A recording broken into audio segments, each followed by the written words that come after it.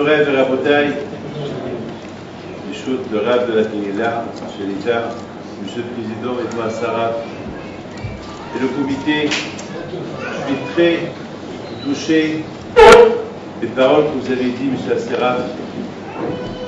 Ben, vous avez dit la vérité.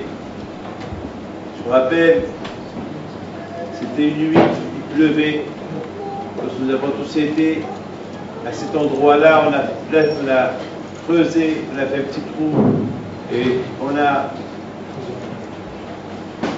inauguré avec une pièce en argent, avec une lettre signée par la communauté. Et Baruch Hashem, les résultats, ils sont là aujourd'hui. Les résultats aujourd'hui sont là, que Baruch Hashem, au moins, ceux qui viennent ici, ils ont mangé. Ceux qui viennent ici, ils ont prié. Les enfants, ils ont appris Talmud Torah. Qui aurait pu croire que la Guadeloupe elle serait ce qu'elle est aujourd'hui? Et je peux même vous dire une chose. Ce qui est bien dans cette communauté, c'est la Hdout. C'est l'union qu'il y a. Avec tous les petits problèmes qu'il peut avoir, parce que Satan il est fort. Le Satan, ça l'embête lorsqu'il y a l'union. Le Satan, ça l'embête énormément. Ça ne lui plaît pas. J'ai visité quelques îles, mais ici, Baruch Hashem, il y a un contrôle. Et le contrôle, c'est grâce au comité et grâce à vous tous qui supportez ce comité, qui supportez la communauté, et c'est très important. D'ailleurs,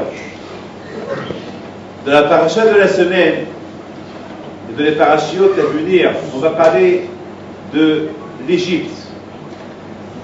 Ça fait toujours de la peine lorsqu'on commence cette paracha de l'esclavage de l'Égypte, pour les Juifs qui étaient en Égypte. La Torah nous dit que Moshe Rabbeinu alav shalom, Vayiret, Moshe Elechav, Vayiret Moshe Elechav, ou Vayirech Moshe Elechav, Moshe Rabbeinu est parti voir ses frères. Les hautes Pisciplotam, voir leur souffrance. Et la Torah nous raconte que ce qu'il a vu, ça l'a tellement démoralisé. Il n'a rien compris. Il a dit, c'est pas possible. Pourquoi le peuple juif, non seulement qu'il est en exil dans un pays qui n'est pas le sien, mais cette souffrance que les Égyptiens le font souffrir, des coups pour rien. Quelle est la raison? Pourquoi? J'ai vu dans un livre qui s'appelle, un livre d'un grand tzaddik qui dit que lorsque la Torah était qu'il y avait un Égyptien qui frappait un autre Égyptien, il explique comment il dit que cet Égyptien-là, il n'avait même pas peur qu'il allait avoir un autre Juif qui allait le protéger. C'est-à-dire que cet Égyptien-là, il vient, il rentre, il y a une dizaine, une vingtaine de Juifs, il va prendre un Juif, il va le massacrer de coups, il y a 20 Juifs qui sont en train de voir et personne ne le défend. Écoutez, il y a ce qu'on appelle la logique. On voit quelqu'un qui est tabassé par un autre, on vient, on les sépare, ou bien on se révolte. Mais là, Moshe Rabbeinu, il voit que ces gens-là, que cet Égyptien-là, il avait tellement, il était sûr de lui, il savait que personne n'allait le défendre. Là, Moshe Rabbeinu n'a rien compris. C'est pas possible, c'est pas logique. Exactement, c'est ce qui s'est passé en Allemagne. C'est la folie. J'étais à Auschwitz pour visiter. Je vous donne la parole d'honneur. Moi, David Pide, je me suis pas révolté. Parce que j'étais sur les traces. J'étais sur les traces de là, lorsque les trains qui arrivaient, et tous ces milliers de Juifs qui sortaient des trains, il y avait quelques Allemands, c'est tout. C'est la folie. Quelques Allemands qui dirigeaient tous ces milliers de Juifs et qui les emmenaient tous au champ de gaz. Mais attends, il n'y avait même pas de révolution. C'est pas logique, c'est pas normal. Au moins, attends, ils savent qui s'y va leur passer. J'ai aussi fait des photos des centaines de Juifs qui étaient. S'il vous plaît, les enfants. Il y avait là, une peur. Là, il y avait une démoralisation totale. Et c'est ça la hypothèse que Moshe Rabbeinu l'a vu. Il a dit c'est. S'il vous plaît. Là aussi, il voit qu'il y a quelque chose qui n'est pas normal. Qu'est-ce qui n'est pas normal? Il voit un Égyptien qui frappe un Juif parmi les Juifs. Et aucun Juif ne bouge. Donc il a compris qu'il y a quelque chose, il y a un problème là. Donc il s'est posé, c'est quoi le problème? Et finalement, à Botha, il a compris, Moshe Rabbeinu, que tout ce problème qu'il y a à Chenoda Adava, Moshe Rabbeinu a compris qu'il n'est pas longtemps. Lorsqu'un Israël, ils sont dans longtemps, lorsqu'un il aide d'autres, lorsqu'un il protège d'autres, alors les choses peuvent s'arranger. Peut-être personne ne pourra nous faire du mal. Mais lorsque Moshe Rabbeinu a vu que malheureusement, il y a un problème. Que voilà, des Juifs ils sont là, ils voient un Égyptien qui frappe un Juif et ces Juifs-là ne le défendent pas. Ça veut dire qu'ils s'en foutent pas mal. Et ça, Rabotai, il a dit, Moshe Rabbeinu, maintenant je comprends pourquoi Am Israël il est en exil. Parce qu'il n'y a pas de doute, parce qu'il n'y a pas d'union. On voit Rabotai que Akadosh Baruch Hu, il n'a pas donné la Torah à Israël uniquement lorsqu'il a vu à Israël qu'ils étaient unis. Israël, ils étaient unis. C'est là qu'Akadosh Baruch Hu il a décidé de leur donner la Torah. Ça veut dire Rabotai que sentir la Torah, sentir l'existence d'Hachem uniquement lorsqu'il y a l'union entre eux. Et c'est tellement important. C'est tellement important. C'est tellement important cette union. Lorsqu'il y a une union entre nous, alors toutes les choses se font bien. Regardez à Kippour. À Kippour, on se demande pardon. Chacun demande pardon à l'autre. À Kippour, on voit, à Kippour, c'est le jour que vraiment, on est sûr, on dit Ki bayom hazeh yechaper alechem. Le jour de Kippour, que je lui pardonne. Qu'est-ce qu'il y a de spécial entre le jour de Kippour et tous les jours de toute l'année? Ben parce que et en plus, le jour de Kippour, on est sûr de nous. On est très sûr que Hachem va nous pardonner. On dit Ki bayom aujourd'hui, c'est sûr. Qui fait qu'on est sûr qu'à Kippour, Hachem va nous pardonner? Eh ben, ce qui fait qu'on est sûr que Hachem va nous pardonner, parce que lorsqu'on est unis, lorsqu'il y a cette union entre nous et les autres, alors c'est sûr que Hachem va nous pardonner. Akadosh Baruch Hu, c'est sûr qu'il va nous pardonner. Mais lorsqu'il n'y a pas d'union, c'est un problème. C'est la raison pourquoi Kippour, on dit à Kippour que maintenant on peut faire la prière même avec ceux qui ne font pas Shabbat, même avec ceux qui mangent non cachère, même avec ceux qui sont hors circuit, loin de la Torah. À Kippour, même si toute l'année on essaie de ne pas prier avec eux, parce qu'on dit peut-être ils ne sont pas. À Kippour, on prie avec eux.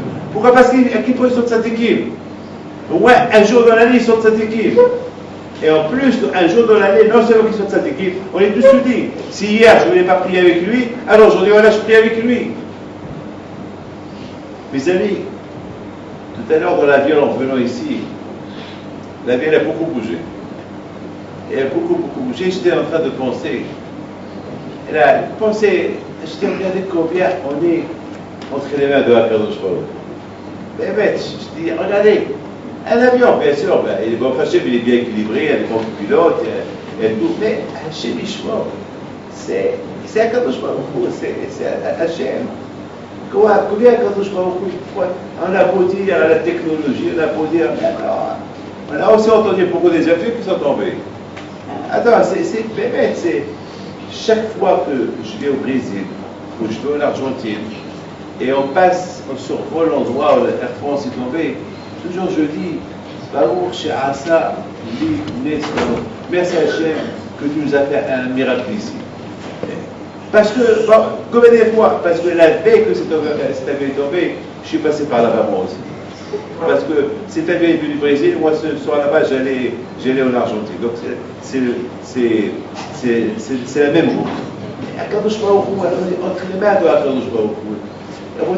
Alors dans l'avion tout à l'heure, il y avait un magazine. J'étais en train de lire là-bas dans ce magazine, là, les choses extraordinaires. Ils sont en train de faire des recherches. Est-ce que l'histoire de David et Goliath est vraie ou pas? Alors regardez-moi, écoutez bien. Est-ce que l'histoire de David et Goliath elle est vraie ou pas? Alors là-bas ils disent, il se peut que cette histoire-là elle n'a jamais existé.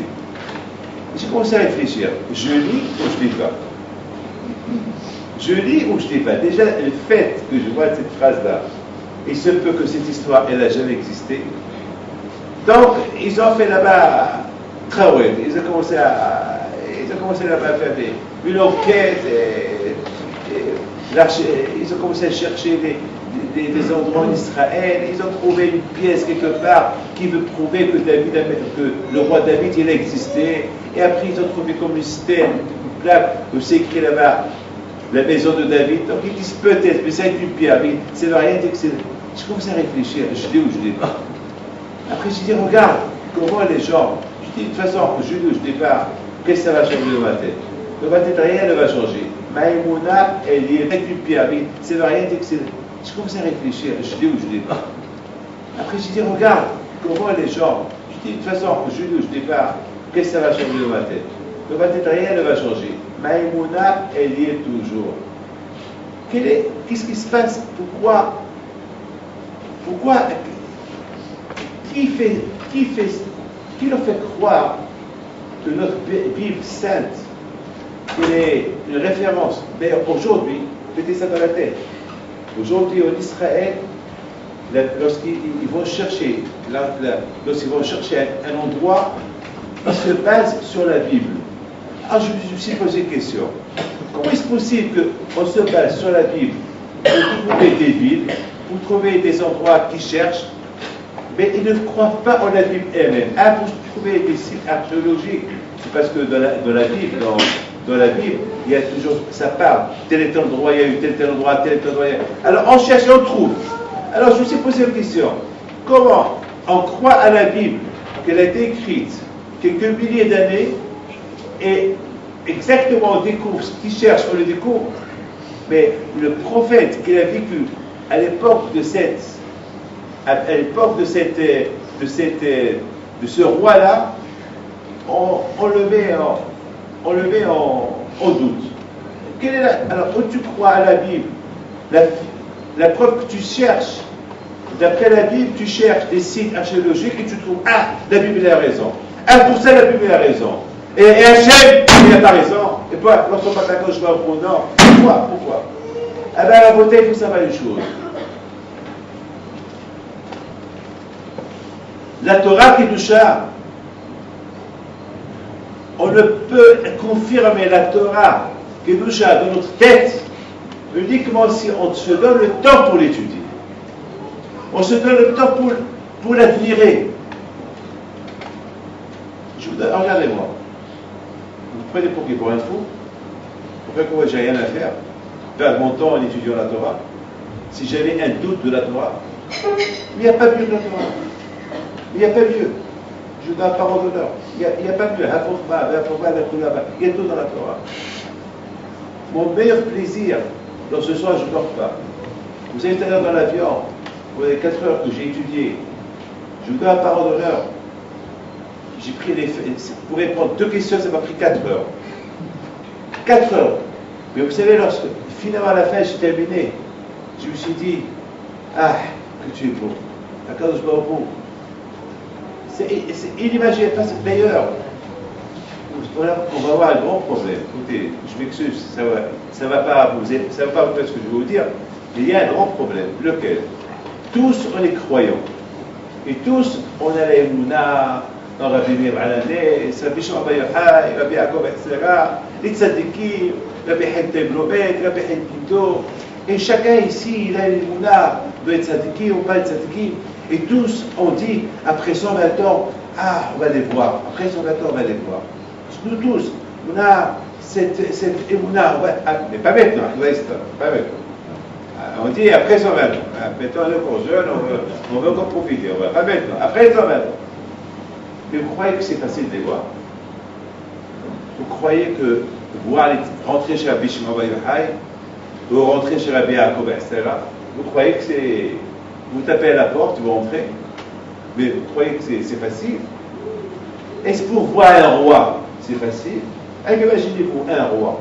Je ne parle pas de l'autre monde. Parlons de ce monde-là. Vous voulez voir Sarkozy. Vous croyez que vous pouvez arriver au Élysée, vous tapez à la porte, et monsieur, je veux voir Sarkozy. Mais qui êtes-vous? Mais qui peut rentrer par Sarkozy? Un président, un ministre, un homme important, un milliardaire, oui, mais c'est un petit juif ou un petit français qui veut rentrer chez lui, c'est pas possible, parce qu'il y a un protocole. Vous croyez qu'on peut rentrer chez le syndicat comme ça? Mais c'est impossible. Même si on est attaché, même si on a voté pour Sarkozy, ça ne veut pas dire parce que tu as voté pour lui, tu as donné une voix, ça y est, tu peux rentrer chez lui comme tu veux, non. C'est pas parce qu'on allume une veilleuse de la pêche qu'on va rentrer chez lui, ne croyez pas à ça. C'est faux, hein. À Bretagne, il y a une phrase qui dit heureux celui qui vient dans ce monde-là et il a quelque chose dans ses mains. C'est quoi? Pas la tzedaka. C'est pas la tzedaka. C'est pas la prière non plus. Ne croyez pas que si vous venez faire la prière, vous allez acheter Gan Eden. Ne croyez pas en donnant l'argent de charité, vous allez gagner Gan Eden. Ne croyez pas, vous pouvez faire toutes les petites choses, ça ne veut rien dire. Vous pouvez faire Pessah, Nida, tout. C'est vrai, vous aurez un Gan Eden. Mais pas le vrai Gan Eden, être avec les tzadikim. Parce qu'il faut savoir une chose. Être avec un péché je vous pose une question. Répondez-moi avec un oui ou avec un non. Vous aimez tous mon cher Rabbeinu? Oui. Ouais. Rabbi Shimon bien sûr. Rabbi Shimon bien sûr. Alors après ce 20 ans, tout le monde dit je veux le voir. Je vous pose une question. Après 120 ans, on part toujours après 120 ans si Dieu veut. On va rentrer, on va le voir. On va lui demander quoi? Le bracha. Là-haut, tu n'as pas besoin de bracha. La bracha, on a besoin ici. Une bénédiction, on n'a pas besoin là-haut. On a besoin d'une bracha ici. Ici, l'histoire, on peut être malade, on veut la parnassa, on veut se marier, on veut avoir des enfants en bonne santé, on veut une bonne éducation de nos enfants. Là, autour de ce monde-là, on a besoin d'une bracha. Mais là-haut, est-ce qu'on a besoin d'une bracha là-haut? Là-haut, il n'y a pas de bracha. À qui tu veux demander la bracha? Pourquoi? Pour gagner au loto? Quoi? Même si tu veux faire l'argent là-bas, c'est un monde où il n'y a pas d'argent, où il n'y a pas de femme, où il n'y a pas de manger, il n'y a rien là-bas, il n'y a pas de plage, il n'y a pas de piscine, il n'y a rien, il n'y a pas de famille, il n'y a rien du tout. Là-bas, il n'y a que des âmes. Alors, je vais être à côté de lui, je vais faire quoi? Je vais lui demander quoi? Le voir? Très bien. Voilà, tu l'aimes. Et après? Et après quoi? La bouteille, ça veut dire, on va écouter sa Torah. Ou pas? Si je dis, je vais être à côté de ma pierre à Conversera, c'est pour écouter sa Torah. Si je dis, je vais aller chercher à Alnès, pour écouter sa Torah, mais c'est pour aller le voir, pour faire quoi? Donc ça risque d'être un grand problème. Ça va, tu vas le voir, on va te dire, allez, hop, ça y est, tu peux partir. Maintenant, je reste un peu avec lui. Mais faire quoi? Donc en Bretagne, lorsque dans ce monde-là, on se prive un peu de notre temps pour le consacrer à l'étude de la Torah, un petit, lorsque je dis étudier la Torah, c'est pas toute la journée, même 5 minutes, même 5 minutes, 10 minutes par jour, 5 minutes, vous venez faire minha ou shahri, vous écoutez la halakha, mais c'est tout, c'est ça la Torah. Mais au moins vous donnez l'amour, ça veut dire au moins vous donnez un erreur, que la Torah, elle a une importance dans tes yeux. Et c'est comme l'argent, il a une importance, la Torah aussi. Elle a une importance dans mes yeux. C'est important pour moi la Torah. Donc je viens de vous dire, une halakha, c'est la raison pourquoi le matin on dit qu'on a choné à la faute de folium. Nous on continue. Une halakha. Parce que dans notre monde, c'est le monde de la Torah. Alors si dans ce monde-là, il n'y a pas de Torah, là-bas, on va s'ennuyer. On va s'ennuyer là-bas. Donc on met une halakha par jour. Et cette halakha par le jour, c'est le matin. On vient, on prie, on écoute de la halakha, on vient l'après-midi, on écoute de la halakha, c'est tout. Vous n'êtes pas obligé, on ne vous a pas demandé de faire poser une barbe, ou bien avoir des péotes, ou bien s'asseoir des heures. Non, une halakha. Au moins, tu donnes l'importance à la Torah. Alors Hachem a donné la Torah pour rien. Alors quoi? C'est la que je constate. Comme ça, il a donné la Torah pour rien. Avec toute cette fatigue-là, mettez une chose dans la tête. Que la sortie de l'Égypte, elle avait un but. C'est quoi le but? Le but que Am Israël, c'est très, comme il a dit à Hachem à Moshe Rabbeinu de la parasha d'aujourd'hui, lorsque vous quittez l'Égypte, vous allez passer par cette montagne-là, et là vous allez recevoir la Torah. Ça veut dire que tout le but de la sortie d'Égypte pour recevoir la Torah, c'est un but. Et comment on peut connaître un Kadosh Baruch Hu? C'est à travers la Torah. Mes amis, cette semaine, on a vécu, moi, David Pitt, j'ai vécu 24 heures vraiment de suspense. Mais écoutez bien. Et d'ailleurs, parce que j'avais même des doutes si je devais venir aujourd'hui ou pas, et à la fin, pour des raisons que je ne peux pas vous dire, je suis venu. Mais ça a commencé samedi soir. Mais écoutez bien. Samedi soir, à partir de... En général, chaque nuit, à partir de 1h du matin, j'éteins le téléphone.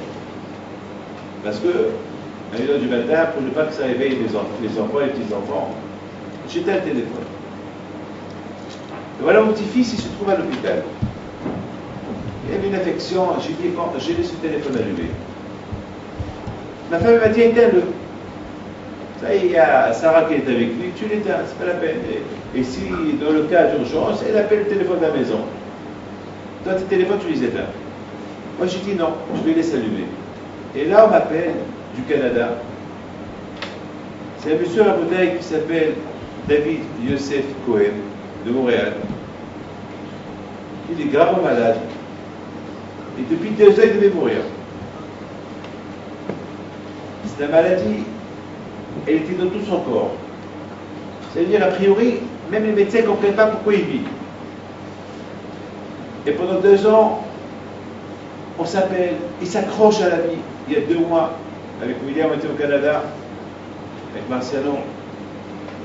On était chez lui. Vous savez où j'étais. Et c'est lui qui voulait que je reçoive les gens chez lui. Il était debout. Il a fait une grande échouva. Il dit, Rabbi David, je vais aller à Essaouira, pèleriner à Behim Pito. Parce qu'il est d'origine d'Essaouira. Moi, à chaque fois, je dis, si tu veux, Be'ez Hashem. Et chaque fois, il m'appelle, chaque jour, il m'appelle. Je réponds pas, je me rappelle. Et ce samedi soir-là, on m'appelle pour me dire, Rabbi David, les médecins ils disent, c'est fini, il va partir ce soir. Alors, j'ai pris le téléphone, j'ai parlé avec lui. Il ne pouvait pas parler, il était dans un sous-coma. Mais, dès qu'il a écouté ma voix, ça lui a donné une force. Il a commencé à faire des gestes. Alors là, je lui posais une question.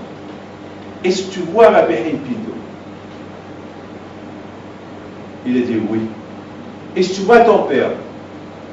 Il a dit oui. Je sais que lorsque quelqu'un, avant de mourir, il voit sa famille. Il voit cette équipe avec qui il est attaché. J'ai compris, celui-là va partir. Alors, il a résisté encore la nuit. Et il a résisté encore le dimanche. Et dimanche, tout à Hebra Kadisha à côté de lui. Il a fait Shema Israël et le monsieur ne veut pas mourir. Et encore à Bretagne, il faut Igdal et le monsieur ne va pas mourir. Et vers 2h du matin, dimanche soir, il se lève, il dit Hebra Kadisha, vous sortez de là. Je sais que je vais partir, mais sortez de là. Et il fait Bekat Kohanim à ses enfants, parce qu'il est Kohen. Et le matin, lundi matin, on m'appelle, on m'a dit, Rabbi David, c'est bizarre. Le monsieur, papa, il tient encore. Bon, toute la journée, je l'appelle, on m'appelle, j'appelle son fils. Et vers 4h30, j'entends chez Maïsraël, il est mort, ça y est. Mais voilà, on m'appelle encore, me dire, Rabbi David, il a ressuscité. Il a ressuscité encore. J'ai rien compris. Et si tout le monde était content, Baruch Hashem, et tout le monde criait joie. Il s'est levé, il a commencé à marcher. J'appelle Rabbanon, le Dayan de Montréal. Qu'est-ce qui se passe? Il dit, Rabbi David, on ne comprend rien. Les médecins ne comprennent rien. Aucun ne comprend rien. On n'a jamais vu ça. On n'a jamais vu ça. Je dis, celui-là, il s'accroche tellement à la vie. Écoutez bien. Mais tout le monde s'accroche à la vie. Mais c'est quoi? Pourquoi lui seul il aime la vie? Moi aussi j'aime la vie. Qu'est-ce qu'il y a de spécial entre lui et moi? Entre lui et les autres? Pourquoi lui seul il s'accroche à la vie à tel point qu'il s'accroche à la vie jusqu'à que, on dirait que l'ange de la mort, il approche, après il cède. Quand il prend son âme, après il la lâche. C'est quoi?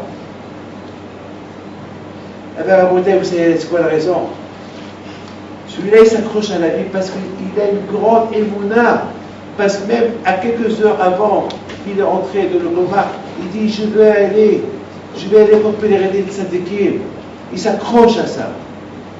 Et c'est grave, c'est comme il était au milieu, c'est comme le Malacham avec qui lui tire d'un côté pour le prendre là-haut.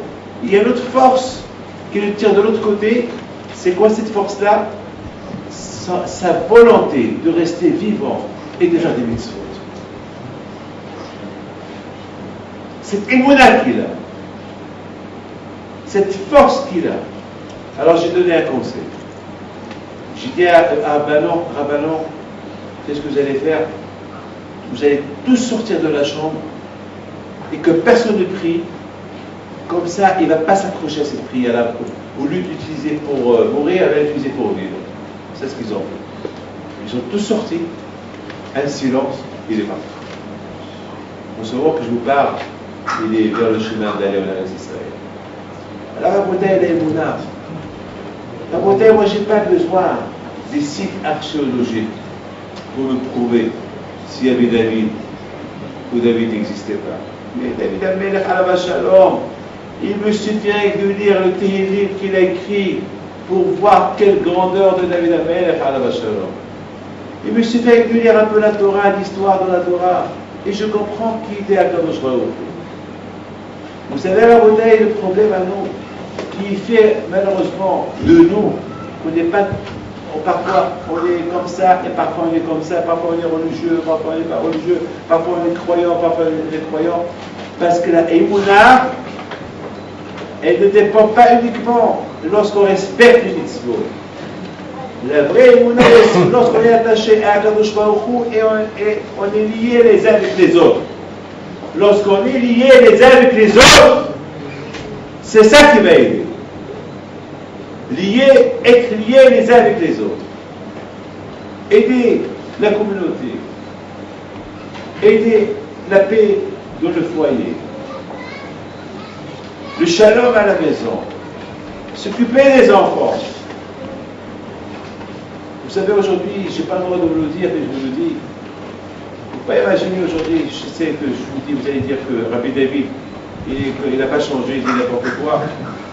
Mais aujourd'hui, grâce à Dieu, je ne suis pas le seul qui disait, il y a 2-3 ans, on m'a pris pour des fois dans des conférences, les gens ils disaient, mais Rabbi David, je parlais de l'Internet, je parlais de Facebook, je parlais des dégâts que ça peut, bien sûr, l'Internet, on a besoin pour le travail, bien sûr, c'est super, nous aussi on l'a, on donne des cours de Torah sur l'Internet, oh, c'est bien. Il y a des gens qui étudient la Fayomi, la Gemara, c'est super. Et aussi là-bas, tous les bêtises du monde, ils sont là-bas. Tous les bêtises du monde, même la drogue, elle se vend là-bas. Tous les bêtises du monde, ils se trouvent dans l'Internet. Et ça peut être très dangereux pour les enfants. Nos savants, je criais, il y avait certains parents qui disaient, Rabbi David, on est dans un monde un peu moderne. Là-bas, le bon Dieu m'a laissé vivant qu'en France et en Amérique, il y a des manifestations en France, par exemple, il y a eu presque 20 000 femmes, 20 000 mamans qui ont manifesté à l'Élysée pour que l'État ait fait quelque chose pour superviser l'Internet parce que les enfants, ils n'arrivent plus à les contrôler. Alors je me suis dit, David, tu vois, c'est plus toi qui parle de l'Internet, c'est maintenant, même c'est les mamans ça devient maintenant une affaire qu'il faut faire beaucoup attention. Mes amis, écoutez très bien ce que je veux vous dire. La sortie de l'Égypte. La Torah, elle précise très très fort combien de fois par jour on parle de l'Égypte. Ani Hashem Elokecha, Hashem Tziti Tferet. On fait le Keter Mazon, on parle de l'Égypte. On fait l'Amida, on parle de l'Égypte. Tout le temps, on parle de l'Égypte.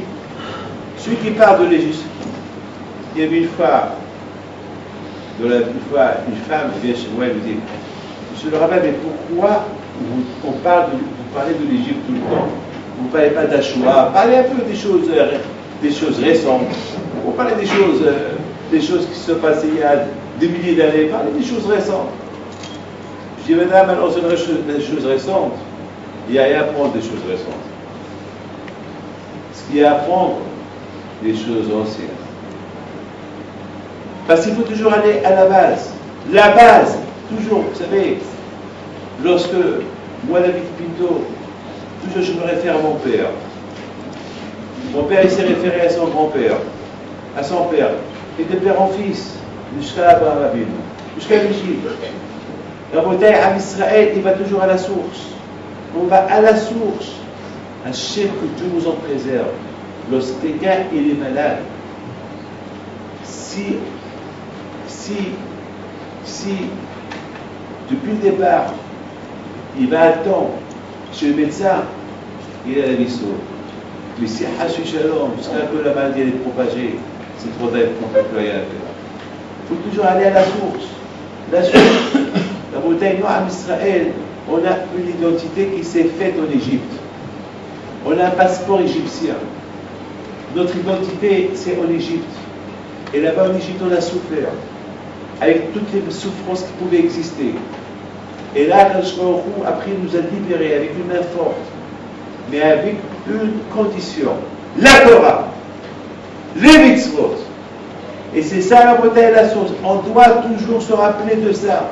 Lorsqu'on se rappelle de cette source-là du passé, c'est ça qui nous fait vivre dans l'avenir. C'est-à-dire qu'il faut que nous, on vit le passé. D'ailleurs, c'est pour cette raison qu'on appelle les Juifs, comment on les appelle, non? Comment on les appelle? Ha'ivrim. Ha'ivrim. C'est quoi Ha'ivrim? Du verbe avar. Avar, c'est le passé. C'est le passé. C'est le passé. On appartient au passé.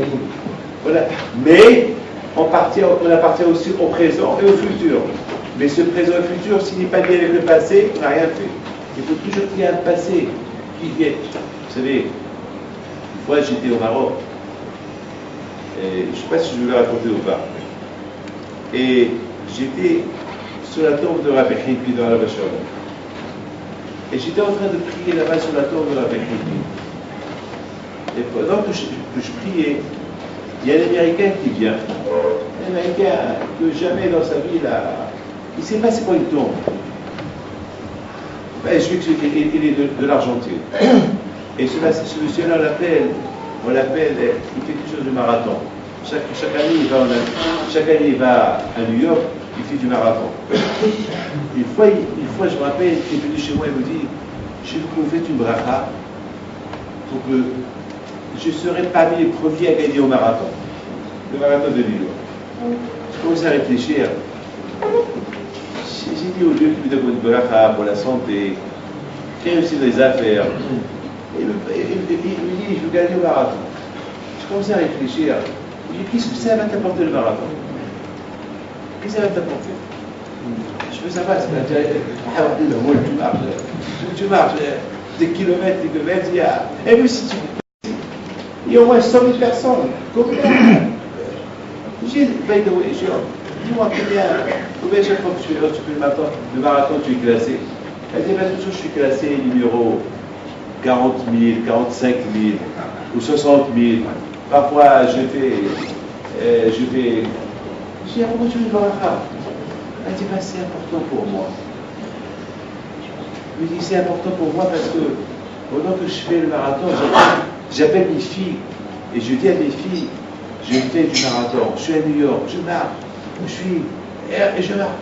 Je dis, j'ai rien compris. J'ai rien compris. Je l'ai pris pour un fou. Je dis, il est fou. Après, je dis, non, il n'est pas fou, il est sérieux, sinon, c'est un monsieur riche. Après, il me dit, j'ai fait un pari avec quelqu'un que si je le dépasse de la parole, et bien je suis une voiture. J'ai dit, toi tu as besoin d'une voiture? Non. Il a dit, non. Et si je la gagne, je vous la donne. Je vous la donne. Je sais que je ne peux pas vous le donner, mais je vous donne l'équivalent, l'argent. Il faut ça réfléchir. Je dis, moi, je fais bracha, peut-être, Allah, c'est bien. Ce que je vais faire, je fais la bracha. S'il gagne, s'il nous dépasse, ça marque, c'est quoi dépasser? Dépasser d'un monsieur, vous comprenez? Parce qu'ils sont 100 000 personnes. Il va être classé quoi? 50 000, l'autre il va être classé 49 999. Une personne, c'est ce qu'on appelle gagner. Bon, j'ai dit, et j'ai commencé à réfléchir. Je dis, c'est quoi le marathon? Vous savez ce mot-là, c'est quoi? Vous n'avez pas remarqué qu'on fait du marathon? Toute une vie, c'est du marathon. Toute une veille qu'on court, on marche. Est-ce qu'on a un but? Au moins, ce monsieur-là qui fait le marathon, il a un but. Il veut réussir sa famille le premier. Mais nous, quel est notre but? Réfléchissez un peu. Alors, notre but, c'est quoi? C'est les enfants. Et si les enfants, ils ne sont pas dans le chemin qu'on veut, ah oui, notre but. Donc, on a pas déjà un but. Qui s'y reste? Qu'est-ce qui reste? Qu'est-ce qui reste? Les enfants. Notre but, c'est pas être dormir, travailler, faire d'argent, acheter une maison, marier, faire des enfants. Ça, c'est entre autres. Ça, c'est ce qu'on appelle derrière Haolam. Ça, c'est la vie. Mais c'est quoi le vrai but? Eh bien, le vrai but, c'est quoi un marathon? Vous commencez le marathon de numéro 1 pour faire 10 km. Vous arrivez après 10 km. C'est ça le marathon. Akadosh Baruch Hu, il donne une vie à la personne. Il dit, ouais, je vais vivre 120 ans, de là à là. Tu as un long trajet. Mais il faut arriver à ce trajet-là. Mais Rabotai, arriver à ce trajet avec quoi? Stam, marcher comme ça. Alors, je nous ai donné la Torah. Pour que ce trajet-là soit rempli avec la parnassa, mais aussi des mitzvot. Parce que de toutes les façons, on court, mais moi, il ne faut pas que ça s'appelle on a couru pour rien. On a couru pour rien. Total, pourquoi t'es fort?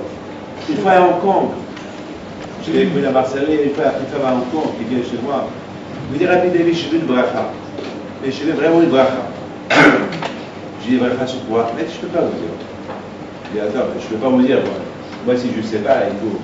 Et si la bracha c'est Leicester, je ne sais pas quoi, non, il faut vous dire. Mais si je vous dis, vous allez crier. Vous n'allez pas être heureux, content. Pas grave, je vais écouter. Elle me dit, je veux une bracha, j'ai pas de but. J'ai envie d'en finir avec ma vie. J'ai dit, pourquoi tu as pas avec ton mari? Non, j'ai l'argent, non, j'ai un avion personnel, on est riche. De ce côté-là, il n'y a pas de problème. Alors, je dis, pourquoi? Elle me dit, j'ai pas de but, on a tout.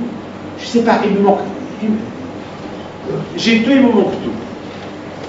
J'ai tout, il me manque tout. Je sais pas, l'expert, il n'y a pas la joie.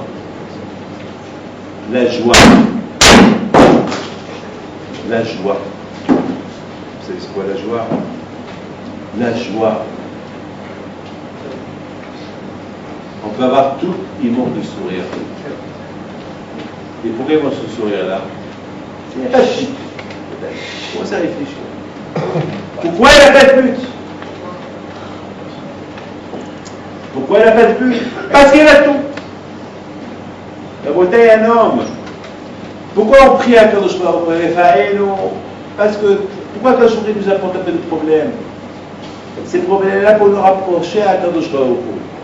Ah non, le contraire. Vous savez qu'est-ce que le fils, Rabbi Shimon il disait Habibi, il sourit, comme les tzadikim. Il disait à Kadosh Baruch Hu, il faut, parce qu'on a besoin un peu des problèmes. Parce qu'il n'y a pas de problème, alors on se détache de la Kadosh Baruch Hu. On n'a pas de raison pourquoi prier. C'est vrai, on ne veut pas des grands problèmes. De temps en temps, quand quelqu'un qui nous réveille, il y a des gens, lorsqu'on les réveille le matin pour aller à la prière, pour aller travailler, pour aller à l'école, on doit les secouer jusqu'à on verse sur eux de l'eau.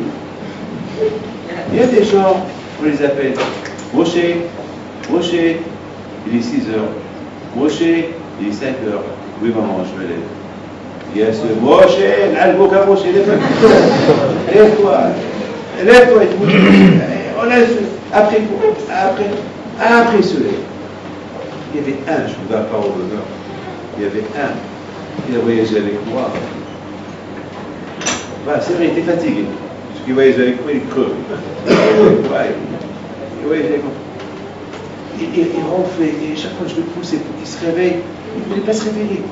Il a fallu lever parce que je prends de l'eau glacée, et je l'ai renversé parce qu'il ronflait. Il dérangeait tout le monde. Après, il a ronflé, il s'est levé. Il a dit, qu'est-ce qui se passe? Qu'est-ce qui se passe? Il y a des gens. Alors, il y a des gens à Bretagne avec un petit. Hachem, il les secoue un peu pour se réveiller. Il y a des gens, malheureusement, il faut qu'on utilise des moyens très forts pour les secouer, pour les réveiller. Alors, en Bretagne, il faut comprendre une chose. Lorsqu'il n'y a rien, il n'y a pas de Torah, il n'y a pas de mitzvot. Alors, Bémet, il manque un peu. Il manque le but. Alors, j'ai dit, madame, après je vais le voir faire, donne-moi une chance. Je vais te donner une mitzvah à faire. Et tu vas voir, tu vas trouver le but. Tu vas trouver beau à la vie. Elle me dit quoi? Je lui dis, tu veux que tu fais le pain de Shabbat? Je dis, moi, le pain de Shabbat, je ne connais même pas comment couper la tomate. J'ai jamais touché un coup de ma vie. J'ai des bonnes, je ne connais pas. Je dis, c'est pas grave. Alors là, tu vas la faire toi-même. Fais-la. Écoute. Fais ce que je te dis. Tu vas être la femme la plus heureuse du monde. Alors, il me dit, comment il faut faire? J'ai appelé ma femme. Je dis, comment tu fais? Donne-moi la recette de la halal. Comment tu fais la halal? Mais dis, attends, pour que tu m'appelles pour me dire la halal. Pourquoi je dis, écoute, il n'y a pas de. Comment tu fais? Elle m'a dit comment faire. Et j'ai transmis la recette à cette femme. Je lui ai dit, tu l'as fait? Elle me dit, c'est pas possible. Et moi, je lui ai dit, fais ce que je te dis. Et voilà la bracha que tu vas faire. Voilà la bracha. Tu vas voir. Et on va voir. Je vous donne un bonheur à Boubaï. Cette femme-là, elle m'appelle la semaine d'après. Elle me dit, le pain est sorti bon, était bien. Et vraiment, c'est bien, mais il n'y a pas d'autre recette à me donner. Il n'y a plus. Et là, ça fait je suis de temps à chef. Pour vous dire à Boubaï, qui fait à Boubaï cette bracha? Lorsqu'on fait une bracha Baruch, vous vous êtes posé une question dans votre vie, pourquoi elle a besoin de manger?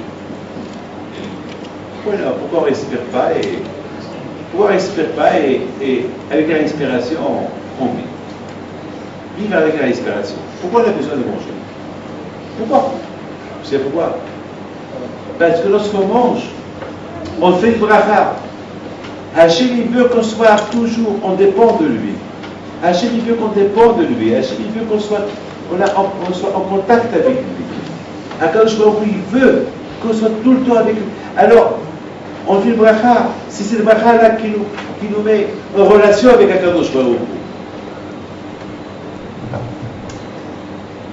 On s'habille, on fait une bracha. On achète quelque chose de neuf, on fait une bracha. On vient ici, on fait une bracha. Baruch ata Hashem, Elokeinu melech haolam, borei p're'etz. Ah! Je suis attaché à Akadosh Baruch Hu. C'est lui qui a créé cette terre. C'est lui qui a créé cette de l'arbre. Baruch ata Hashem.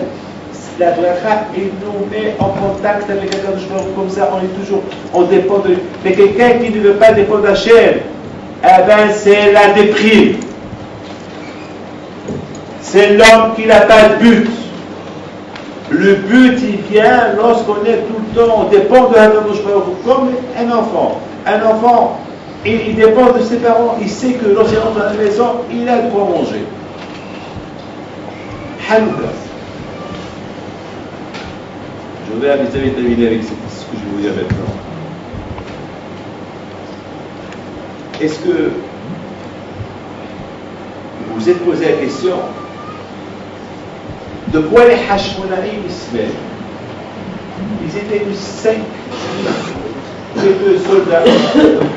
Ils voient que la plupart des Juifs en Israël, ils sont devenus tous des Grecs. Ils ils se sont assimilés avec les Grecs. Les Grecs, ils ont interdit le Shabbat, ils ont interdit la Brit Mila, ils ont interdit les tefillin, ils ont interdit aux femmes d'aller au mikvé. Et les Grecs, ils ont voulu apporter leur culture en Israël. Et ils ont voulu que les Juifs, ils ne deviennent pas des Grecs. Ils peuvent rester Juifs, mais l'idéologie grecque. Et on va vivre ensemble, on va faire. Le Juif, il a un cerveau, et les Grecs, ils ont aussi un cerveau. Alors on va coopérer ensemble, on va habiter ensemble. Et les Hashmonaïm, ils sont sortis, ils ont fait la guerre. Je vous pose une question. Qu'est-ce qui s'est passé exactement? Pourquoi les Juifs, à l'époque des Grecs, ils ont laissé leur religion pour devenir athées? Quelle est la raison? Quelle est la raison?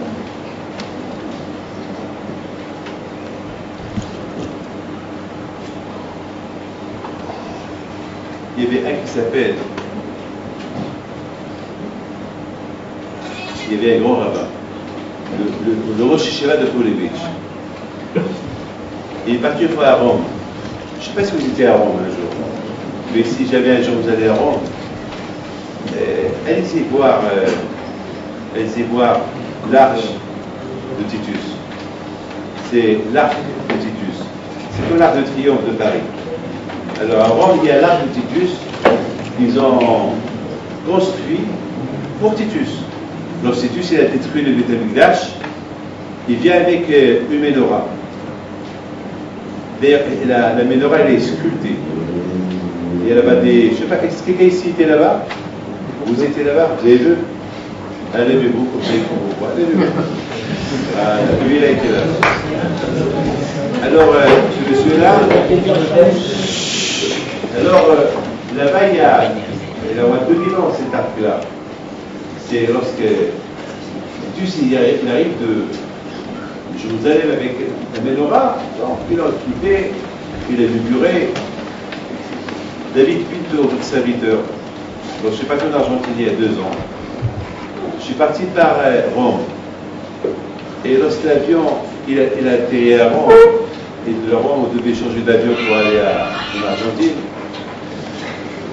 J'imaginais, moi j'imaginais la Titus qui rentre avec ses soldats, il rentre sur Rome et tout le monde qui va l'acclamer. Vive Titus! Tout le monde, et Titus, voilà, il est là. Et son père, Aspasianus, qui était là, qui vient vers lui, vers son fils, et bien sûr, il met une couronne sur sa tête. Et il montre à son père, papa, voilà la menorah. Voilà la menorah. Voilà, je t'ai apporté. Voilà le juif. Parce que la menorah, oui, la menorah, c'est là. Voilà la menorah. La menorah, c'est le symbole de la Torah, qui naît à Mitzvah de Torah Or. Voilà, papa, les Juifs n'existent plus. C'est fini. Très bien. Ils ont sculpté la menorah sur l'arc de triomphe de Titus. Et moi, David Pinto, dans ma tête, je disais, je vais à Rome, je suis que de passage, dommage que je ne peux pas aller visiter cet arc-là. Parce que si je vais lui dire à Titus, parce que l'arc porte le nom de Titus. Titus, où tu es maintenant. Tu es dans l'histoire. Ton histoire, elle est gravée sur cet arc. C'est-à-dire cet arc-là représente Titus. Mais moi, David Pinto, je ne suis pas dans l'arc. Je suis en dehors de l'arc. J'existe. On a gravé la menorah dans ton arc. C'est avec une gravure. C'est une bavure de la graver là-bas. Mais voilà, moi je suis là. Moi je représente la Torah. Et pourquoi j'ai dit ça? Ben, ça me rappelle l'histoire de ce rabbin-là de Polévitch. Il a pris un taxi, il va à l'arc de Titus la visiter, il dit au driver, au chauffeur, ne pose pas de questions, je te paye en l'espèce, ce que tu veux, mec, tu restes là. Au moment que je veux retourner à l'aéroport, tu me ramènes. Il dit, qu'est-ce que vous voulez faire là? Achille, il ne pose pas de questions. Combien ça coûte? Combien ça te coûte la journée? 1000 $? Voilà 1000 $. Mais il ne pose pas de questions, reste là. Le rabbin, il tourne autour de Titus, autour de là, il caresse. Là, on entend les Chinois qui arrivent, et les Japonais qui arrivent au bus, ils prennent des photos de papa, hop, après quelques minutes ils partent. Et le chauffeur il vient chez le rabbin, et il dit au rabbin, il dit, mais je t'ai payé, c'est arrangé, mais qu'est-ce que vous faites là? Ah, c'est mon affaire. C'est mon affaire. Vers 4 heures, il me dit, mettons, allez, driver, on va partir. Je vous en prie. Je vous accompagne. Je ne veux pas de votre argent. Je veux vous poser une question. Qu'est-ce que vous avez fait si vous avez ni mangé, ni vu? Vous avez, vous parlez tout seul, vous tournez autour de l'arbre, vous la caressez. On dirait que je ne sais pas. C'est quoi? Il faut regarder la menorah. Et pourquoi? Explique-moi, je vais te dire faux. Si tu m'expliques pas, je vais te dire faux. Écoute-moi, je te paye, mais l'explication est facile.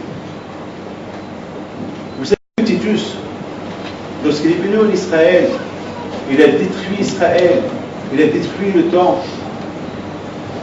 Il a cru qu'en détruisant le temple, il a détruit l'âme juive. Il a cru qu'en exilant les juifs à gauche et à droite, il a détruit l'âme juive. Mais il a oublié que l'âme juive, elle est dans le cœur de chacun. L'âme juive, on ne peut pas la détruire. Lorsque le juif il est attaché à la Torah, on ne peut pas la détruire. Titus, il a pris la menorah, il l'a cachée dans les caves de Rome. Il a sculpté la menorah, il a cru que la menorah c'est la Torah. C'est pas vrai. Chaque juif c'est une menorah. Chaque juif il représente la menorah. Donc j'ai dit à Titus, je suis venu pas pour te rendre hommage, pour me rendre hommage. Que je suis là encore, et toi tu n'es pas là. Et que toi, tu dois souffrir de te voir sculpté dans un arc de triomphe et voir tourner autour de toi. Les amis, c'est ça, mes amis, la paracha de la semaine. La paracha de la semaine, elle nous renforce dans les Moda. Elle nous renforce, on n'est pas dans l'histoire, on n'est pas sculpté, on est présent. Vous avez compris? On est présent. Mais être présent sur la Torah, ce n'est pas une présence. Être présent avec la Torah. On n'est pas des invisibles. On est présent. Mais lorsqu'on est sans Torah, c'est un juif sans présence, invisible, qu'à la fin, il disparaîtra, même s'il reste vivant. Regardez la bataille, vous êtes ici en bois d'eau. Quelle chance vous avez d'être unis autour du synagogue, autour d'un rabbin, autour d'un président, autour de la Torah. Combien chacun de vous devez faire attention. Vous savez que les Hashmonaïm, ce qui n'ont pas admis les Hashmonaïm, écoutez, je vous en prie, je prends un peu de votre temps, mais c'est pas grave. C'est pas toujours. Vous avez 2 ans, vous n'avez pas vu. Et on va rester ce soir toute la nuit. Et pourquoi pas? J'ai vu le corbeau de loin, pour 24 heures, il faut profiter d'elle. Il faut profiter un peu de ma Torah et des brachot. Et moi aussi, j'en profiterai lorsque je verrai que les visages ont changé. Ce qu'ils n'ont pas admis, les Hashmonaïm, à tel point qu'ils ont risqué leur vie, c'est parce qu'ils ont vu les Juifs. Tantôt, juif, tantôt grec. Tantôt juif, tantôt grec. On ne peut pas être comme ça. On ne peut pas être tantôt ça. Il faut être entier. Il faut être entier. Et lorsqu'on est entier, c'est là notre réussite. On ne peut pas être à moitié. Et c'est la raison pourquoi les Hashmonaïm, ils sont partis, ils ont fait la guerre contre les Grecs. Et ils ont gagné. En fait, je vous pose une question. Le miracle, c'était quoi? La victoire, quelques personnes contre des milliers de personnes,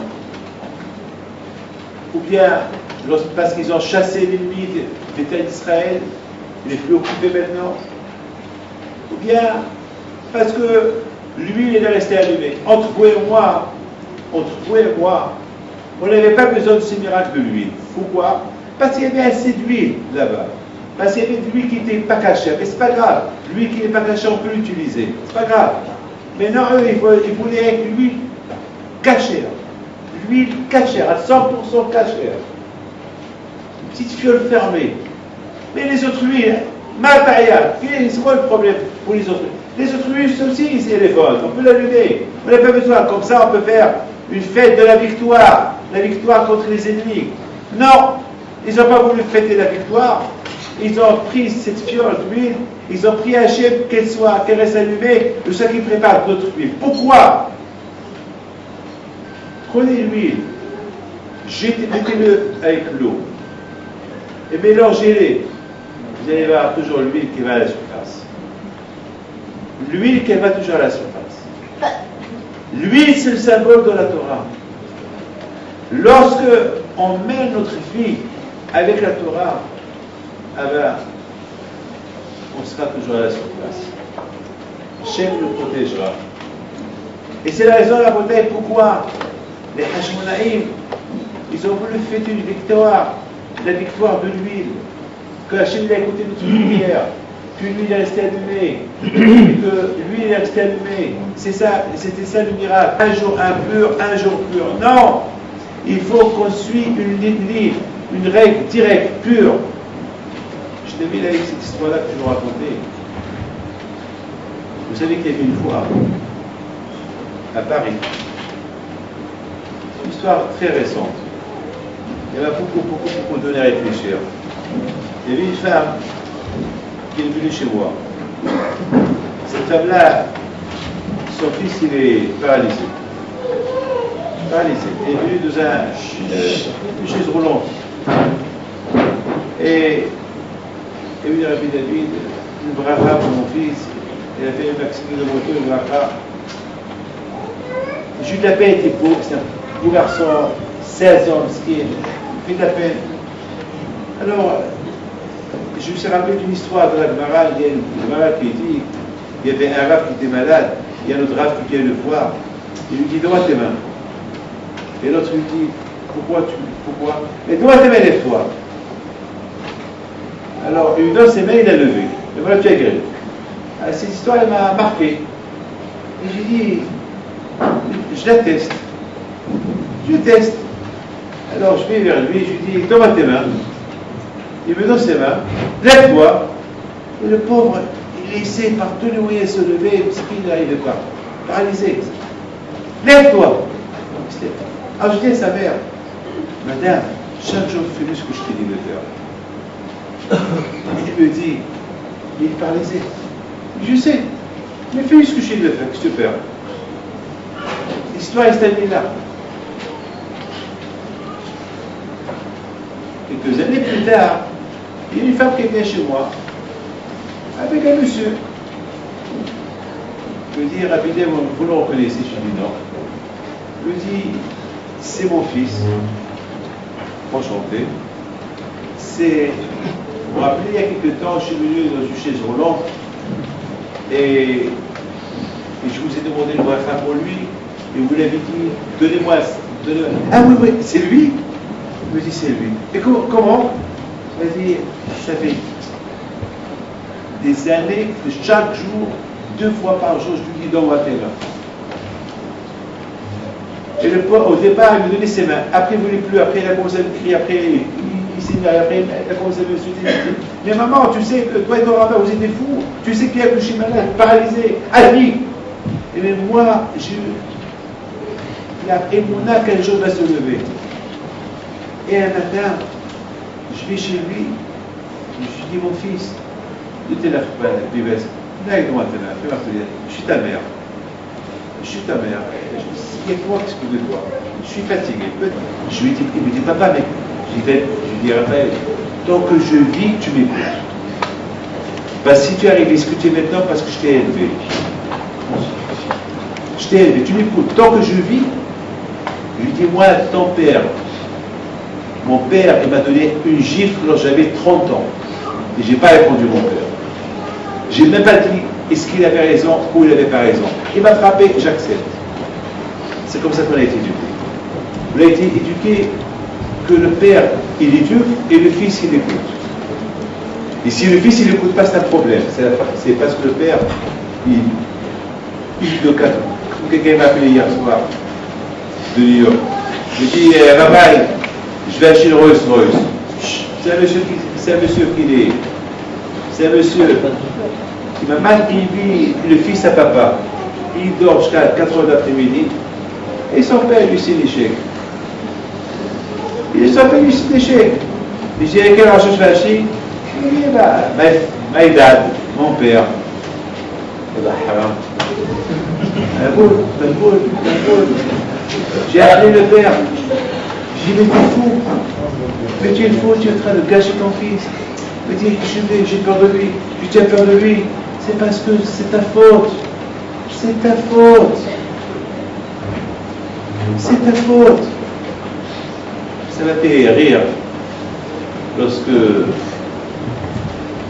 président Obama, c'était les temps en Amérique, il visitait un peu les.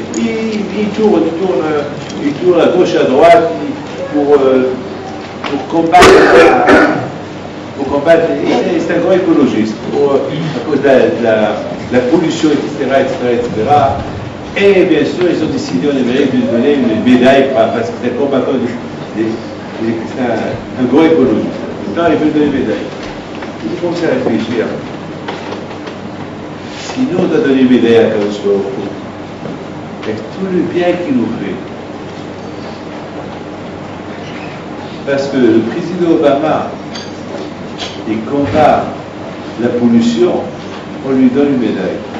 Et à Kadosh Baruch Hu, et le bon Dieu, tout ce qu'il fait pour nous, combien de médailles on doit lui donner? Combien de médailles on doit lui donner? Des milliards de médailles qu'on doit lui donner.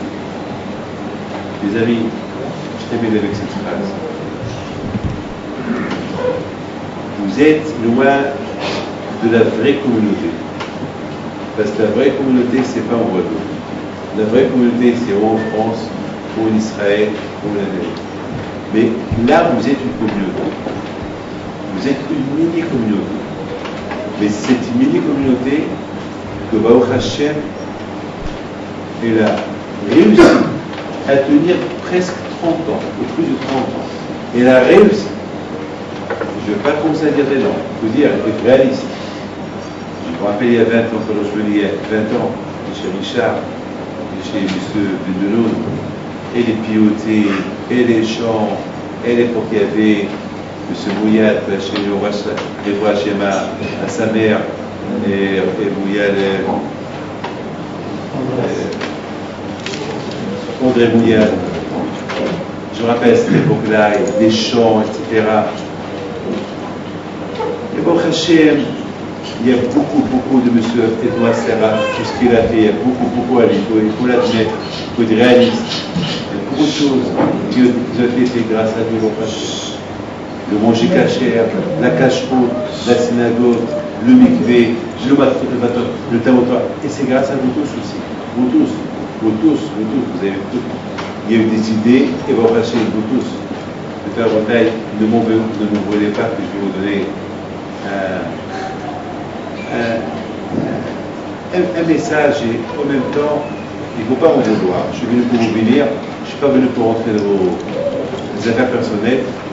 Mais étant donné, regardez, je suis âgé, je suis petit-fils de Rabbi Pinto, et je suis aussi Dayan.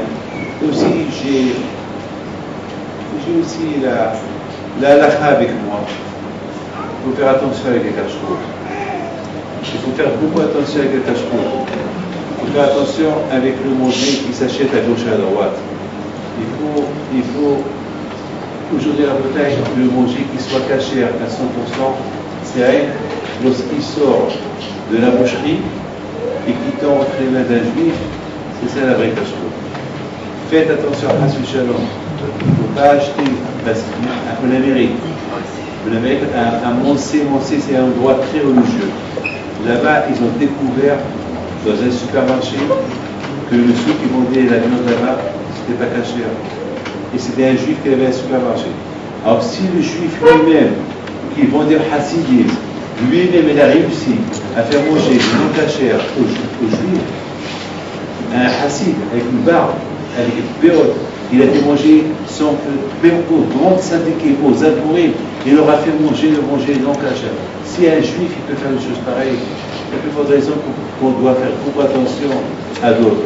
Alors vous devez supporter et renforcez-vous d'acheter la viande de votre communauté. Pour ne pas casser votre communauté. Il faut que votre communauté soit unie, un exemple. Que ce soit avec le rabbin, autour de tout. Je m'excuse encore une fois, il ne faut pas m'en vouloir. Il ne faut pas m'en vouloir, je vous dis ce que je pense. Je vous dis la halakha. Et la halakha d'ailleurs, je vais partir en Israël et je vais faire signer des grands rabbins qui vont vous dire par rapport vous allez avoir une attestation des grands rabbiniques qu'on n'a pas le droit d'acheter de la viande qui est vendue par des gens qui il n'y a pas de chose, il n'y a rien. Aujourd'hui, on peut trafiquer du papier. Aujourd'hui, c'est la halakha. Il faut faire attention. Il faut renforcer votre communauté. Et si la communauté gagne un peu d'argent, il faut payer l'électricité, il faut payer le rabbin, il faut payer à gauche et à droite. Je vous en prie, renforcez votre communauté. Et puis, ce qu'on a fait plutôt que Hachem nous protège, que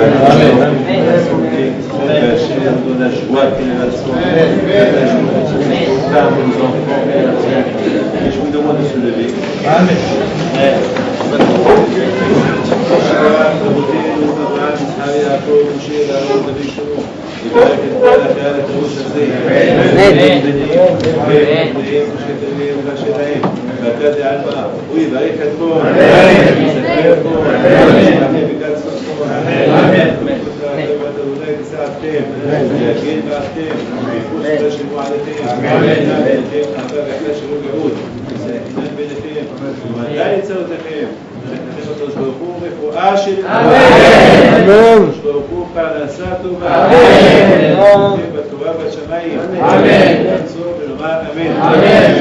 ישראל, אדוני אלוהינו, אדוני אחד. אדוני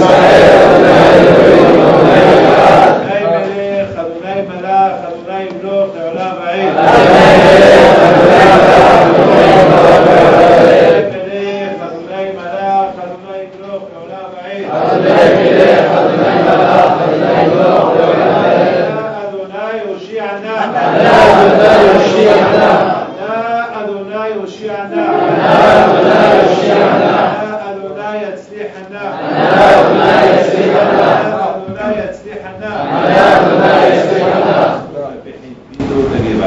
S'il vous plaît, demain matin, la prière, à 7h du matin, il y aura un petit cours de 1 quart d'heure, 20 minutes pour la prière.